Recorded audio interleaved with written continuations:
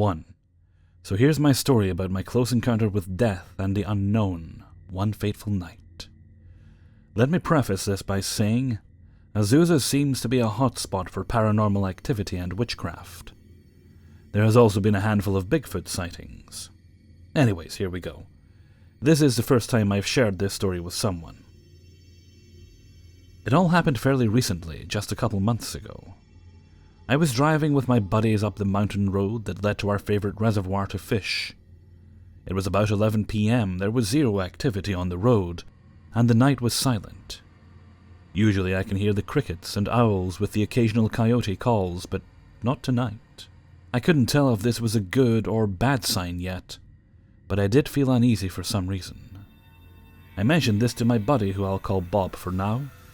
He said he was also feeling a little on edge for some reason. Luckily, Bob had his carry permit and his 45, so we ignored this tension that's building up and parked at the turnoff that leads to the hiking trail. It's about a 2-mile hike to our spot from the turnoff into thick trees and brush. Our trail is well established and the moon is full, so we didn't have a hard time getting to our spot. The whole time, though, it was radio silent except for the sound of leaves and twigs crushing beneath our feet and being echoed throughout the reservoir. Our fishing spot is on the side of a mountain with trees to our left, right in behind us with the reservoir in front of us, and not much space to move. This is relevant to the story. Everything went as usual till about 2:30 a.m. By this point we had caught less than 5 bass between the two of us, and were itching for another bite. Me and Bob were very silent and focused on feeling the next bite. That's when we heard a slow and low creaking sound from up the mountain behind us.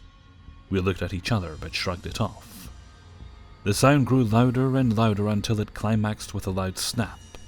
Just as we turned, a large tree about 400 yards behind us and up the mountain begins to fall and slide down the steep mountainside.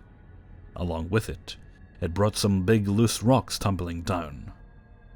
We start reeling up as fast as we can and run back to the trail to our right and wait for everything to fall right into the water. The tree got caught on another group of trees about 50 yards from us, and a lot of rocks made it down into the water we were just fishing. Holy shit. We could have fucking died, is what we both said. We were pumped full of adrenaline, trying to cool down. So we sat on a rock next to the trail and just breathed for a bit. That's when we heard a loud, bellowing howl that sounded like nothing I've ever heard or probably will ever hear again. If I had to describe it, it sounded like a depressed middle-aged man letting out all his pain in one long howl, with the force of a lion's roar. I could feel the vibration in my chest as it let out this chilling cry. It felt like it would never end. When it did, however, it was followed by the sound of something pushing through the trees and brush, walking deeper into the mountains.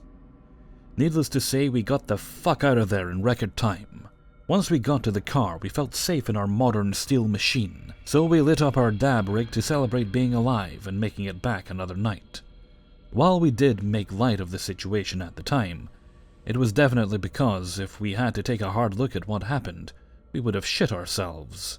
Me and Bob later came to the conclusion that might have been a Sasquatch that had broken a tree to mark its territory, and we just happened to be there.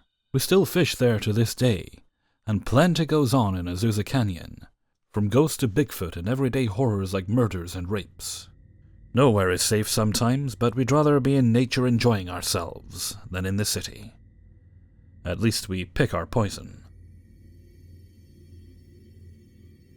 2. This isn't my story, but it's my family's story from about 35 years ago. My aunt, uncle, and 3 cousins lived in a large old Victorian home in a rural town in Pennsylvania.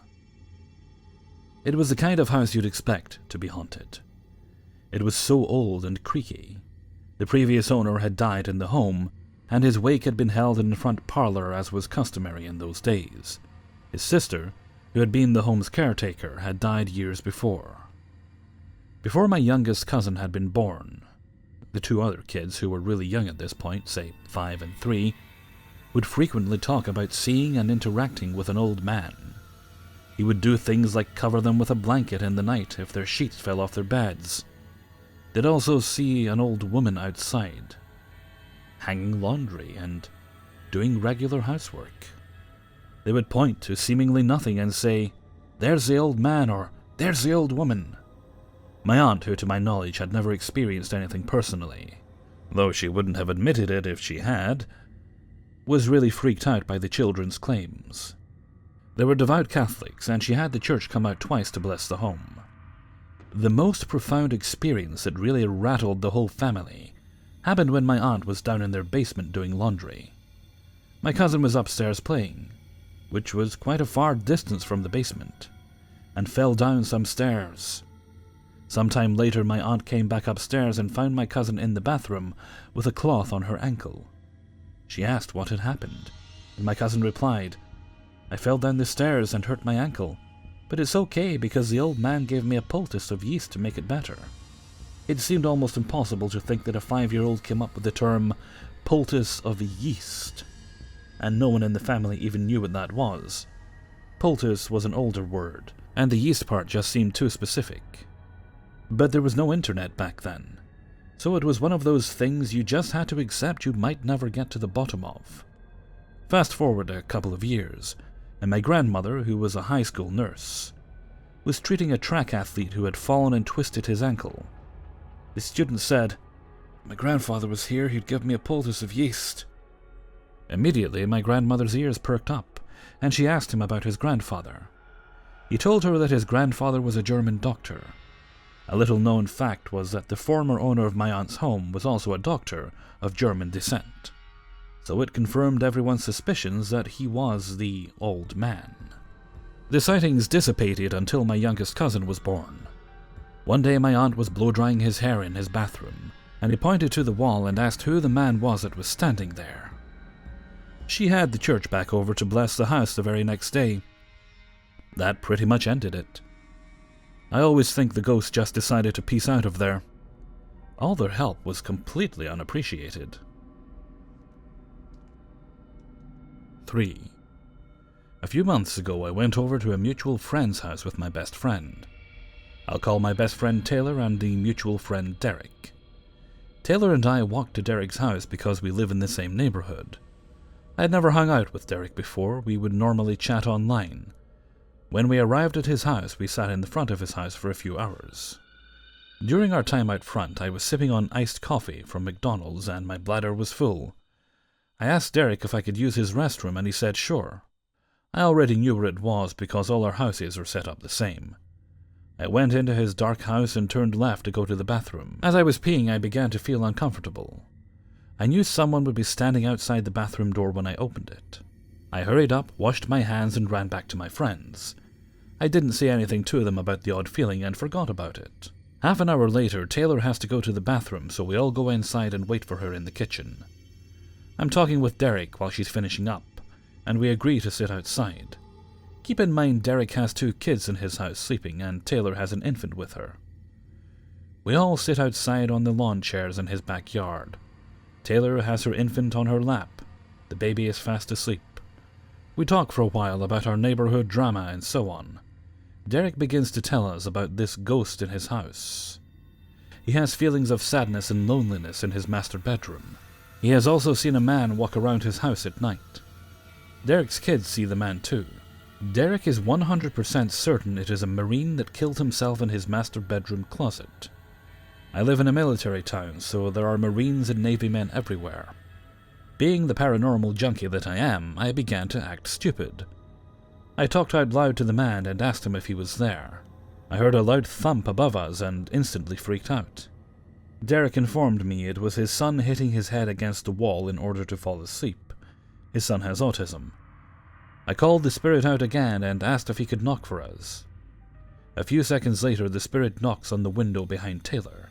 I couldn't believe my ears. Taylor had to leave the backyard because she was feeling uncomfortable. 10 minutes go by and I wonder where she went. All of a sudden, she runs to the back door, opens it and slams it shut. While she was in the front yard cooling down, the spirit followed her out there and played a snippet of a song. The song said, "Help me," and at that point Taylor noped out of there.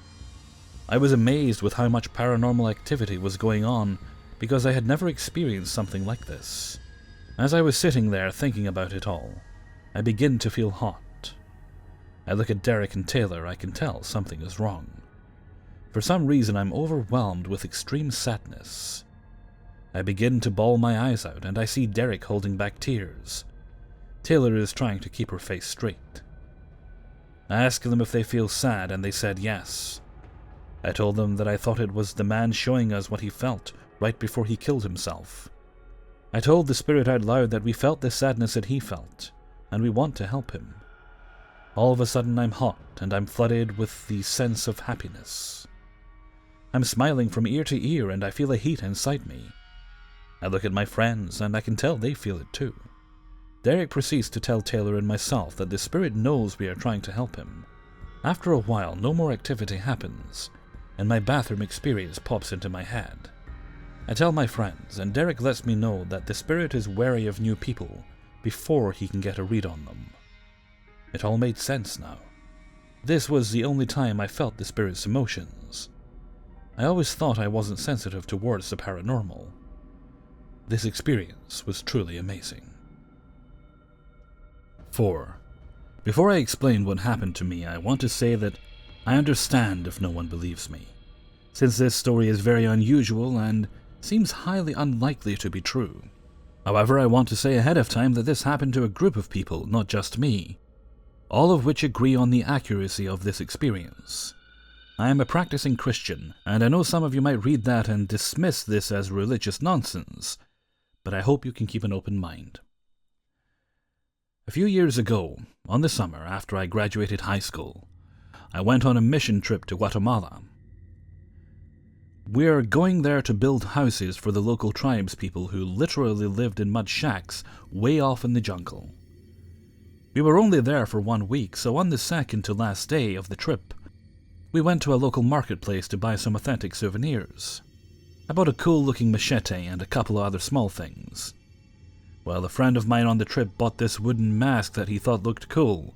It was a bright pink skeleton mask with a bunch of different markings and symbols. Although the color was pretty, it had a sort of creepy look about it since the teeth were made to be sharp, and it had an angry face. I didn't think much more of it until that night. It was our last night on the trip. We were going to finish the houses and share a biblical message with the people. We were getting up early, so I went to bed pretty early. I woke up a few hours later to hearing a group of people screaming down the hall. It was about midnight. I got up and went down the hall to see a group of my 5 friends freaking out over something. I'll give a quick description of the layout of the house we were staying in, so the story will make more sense. There were 5 guys' rooms upstairs that connected to a common area with couches, and downstairs were the girls' rooms that connected to a kitchen and dining room. So I walk into the common area upstairs and ask what happened, and my friends all say that a door leading to a closet slammed shut all of a sudden. I blew it off, and said they were just freaking out over nothing. Even though I am religious, I never really believed in demons, in the sense that they would ever do anything in the physical realm. After this conversation, I was already awake, so I hung out with them for a while. All of a sudden, we hear what sounds like a shotgun going off right below us in the kitchen, like super loud. We were all immediately freaked out, so I went and grabbed my machete. I know it was dumb, but I was only 17 at the time, and went to check it out. When I was downstairs, there was nothing at all. It was completely dark and empty, with no way of anything to make a sound like that. I went back upstairs to tell everyone, and as I'm talking, all the windows in the common area, about 4, start swinging open and shut with a crazy amount of force. They were all open to let the air in, so they were on a hinge-type device. At first, I thought it was the wind, but there was absolutely no wind coming through. Definitely not enough to generate that kind of force. Needless to say, we all were freaking out. Another person in the group went to grab our youth pastor, and when he came out, he said he was having these crazy vision-like dreams of this dark figure in his room. He told us to pray and it would all be okay. Then he went back to bed. Since we were all way too freaked out to go back to sleep, we started wondering why this was happening. We all came to the realization that it might be the mask. Then, out of nowhere, the youth pastor comes back and tells us it might be the mask. Keep in mind, we hadn't discussed the mask with him at all. Then grabbed the mask and opened the back door of the house and threw it out. The house was built on a mountain away from the town, so when I threw it, it went down the mountain a good bit. The rest of the night was not any better. We all decided to sleep on the couches in the common area together. At every few minutes we would hear what sounded like long nails scraping the walls and ceiling above our heads, and it sounded like it was moving fast. Fast forward to the morning, where we were all super tired from no sleep and were telling this story to the rest of the group.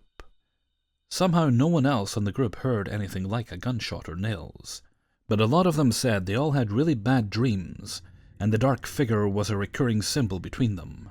Our translator for the trip overhears this, and tells us we need to immediately go and find the mask and we need to burn it. He said that those masks are used in tribal rituals and demon worship, and a demon could have been attached to the mask. We all get up and start frantically searching, and one of us finds the mask already burning. The groundskeeper apparently saw the mask earlier that morning and knew what to do when he saw it. There weren't any more weird experiences after that, but all of us that went through it never looked at demons and the spiritual world the same again. 5. I'm going to preface this by acknowledging the fact that this happened on April 1st. I'm not kidding at all. It just so happens that this happened on the day where nobody can take anyone seriously. I work in a factory during the graveyard shift from 10 p.m. to 6:30 a.m. This night I was actually working my 6th day in a row for overtime. I've had this job for a while now and I'm used to this kind of schedule.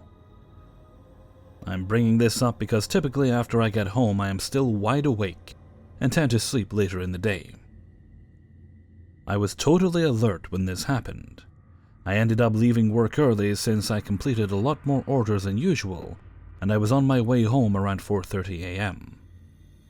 I turned down the side street that leads to my apartment complex, and I immediately notice it's quite dark as the streetlights are not illuminated. The suburb I live around uses streetlights that have sensors so they light up when people walk by them and turn off by themselves to save energy. As I noticed it was dark, I decided to turn on my brights in my car. I am only 6 blocks away from home at this point, and I come around a small bend in the road that leads up to a children's park, and the only stop sign on this street between my apartment, which is a few blocks further. I noticed something in the middle of the road. My first thought was, it was some stacked garbage that maybe blew off of the curb onto the street, but as I drove closer I slowed down and I realized it was a person walking down the street, with their back to me. It seemed like an old person. A very old person, actually, by the way they were walking. I slowed down a lot because it was very odd. I didn't know if they were going to jump in front of my car or what, since there are well-maintained sidewalks less than 10 feet for them to use. The next thing I notice is the clothing. The person was walking slowly, almost waddling, and was wearing a hooded jacket with the hood up, and their hands inside the front pouch, sweatpants, and soaking wet slippers, due to the light rain without socks. This person was about 3 car lengths away from the stop sign, and I was close now getting ready to stop and asking if they needed help or something. As soon as I was just about right behind him, adjacent, this person, which I then saw was an old man with wrinkly and very pale skin, whipped around insanely fast and stared at me. My brights were still on and I could see how pale his skin was. And then I saw the pitch black eyes. No whites in his eyes, just black. I was immediately filled with terror and almost froze up. But I floored it, and sped the last few blocks to my apartment, parked, and sprinted inside, locking all my doors and windows. The next day I realized that none of the streetlights were illuminated on my whole street when this happened, even though it was within distance to trigger the sensors. I couldn't sleep at all that night. This happened April 1st, 2017. Hey everybody, Hellfreezer here, and thank you very much for listening to 5 True Paranormal Stories, episode 104. And thank you very much to everybody who allowed me to use their stories in this video. Oh, I meant to say in the last video, I forgot to do it. I'll include a link in the description to, I wouldn't call it a collaboration, but I did a guest spot in a Neckbeard video by an up-and-coming YouTuber, so I'll drop the link in the description and you guys can go and check out her channel, if you'd want to do so. Okay, with that I think I'm going to head off for now, so until next time, thank you very much for listening, and take very good care of yourselves.